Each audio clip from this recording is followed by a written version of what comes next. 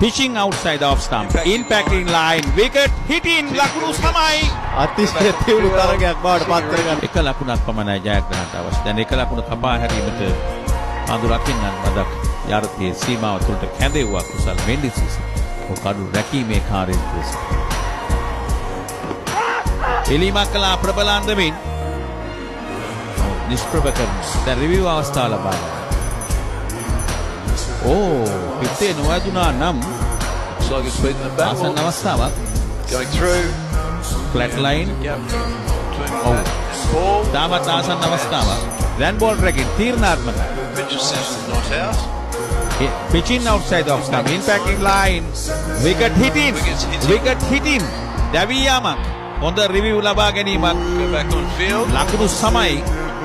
ඉන්දිය කණ්ඩායම ලකුණු 230 වෙන තීරණය ලැබෙනවා. තමාගේ තීරණය රිවෝක් කරනවා රවීන්ද්‍ර විමල්සේන විනිශ්චයකරු ආශ්දීප් සිං. තීරණාත්මක පන්දුවට මුහුණ දීමට පැමිණ තිබෙන තරඟ 7කදී ලකුණු 34ක් වැඩිම ලකුණු ප්‍රමාණය 18ක්. 230යි කඩු 9යි ඉන්දිය කණ්ඩායම. මේ එක් දින තරඟාවලිය යලි නැගී සිටීම යලි පිබිදීම ආගේ කළ යුතුයි. එක ලකුණ කපා හරින්නට දැන් සියලුම ක්‍රීඩකයන් එක් ක්‍රීඩකයෙකු හැර අනෙක් ක්‍රීඩකයන් යාරතේ සීමාව තුළට කැඳවන ආකාරය දක්නට ලැබේ.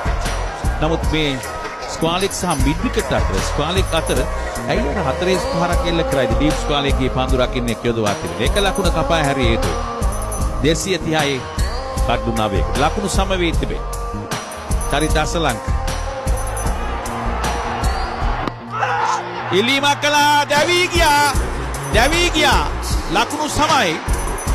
රවීන්ද්‍ර විමල්සේන විනිශ්චයකරු තීරණය කරනවා ඒ දැවී ගිය ක්‍රීඩකයෙක් හැටියට. සෑහෙන තරග රිවිව් අවස්ථාවක් ඉන්දිය කණ්ඩායමට හිමි. පෙර අපි දුටු සටන්කාමී ශ්‍රී ලංකා කණ්ඩායම නැවත පිබිදීමක් පුළුවන්. මේ දැවී ගියොත් ඔබ සඳහන් කළා ඉන්දිය කණ්ඩායමට බරයි කියලා.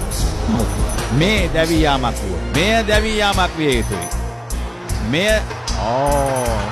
අපි බලමු අම්පයර්ස් කොල්ලුවත් දැවී යාම. අල්ට්‍රේජ් විමසන අවස්ථාව.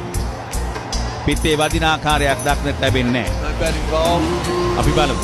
Individual decisions out. Pitching outside off stump. Impacting line. Wicket hitting. ලකුණු සමයි.